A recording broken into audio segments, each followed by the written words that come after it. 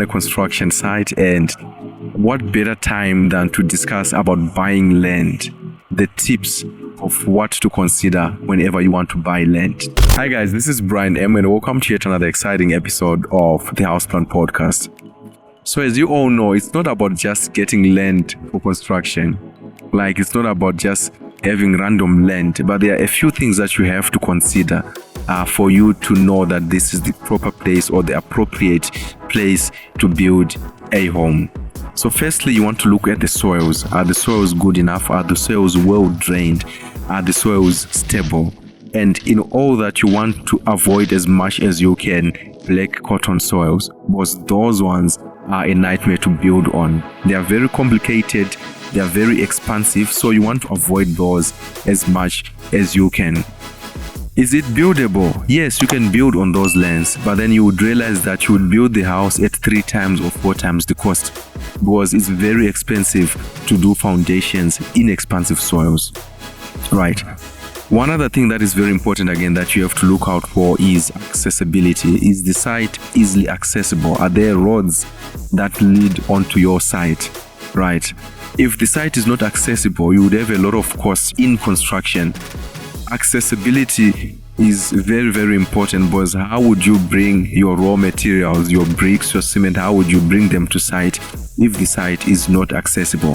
So that would then be a nightmare again. You would have a logistical nightmare in bringing materials. So accessibility is very, very important. Another factor again to consider is the orientation of the property. Right. Where is the north? In most cases, you want your house to be north facing so that you enjoy as much sunlight and as much thermal heating as possible. So the orientation is very, very important again.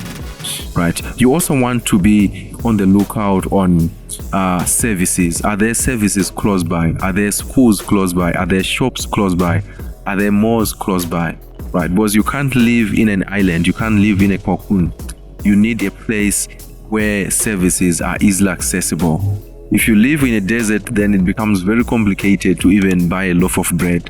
But an ideal property would be one where all the services are within like a 10-minute radius from your property. Okay, now last but not least is the availability of water. Water is very, very important. No matter a site has got beautiful views, but if you don't have access to clean water, then that is something else. So you want to be on the lookout for water. Make sure that whatever site you would have chosen, or whatever site you intend to buy, there is sufficient water.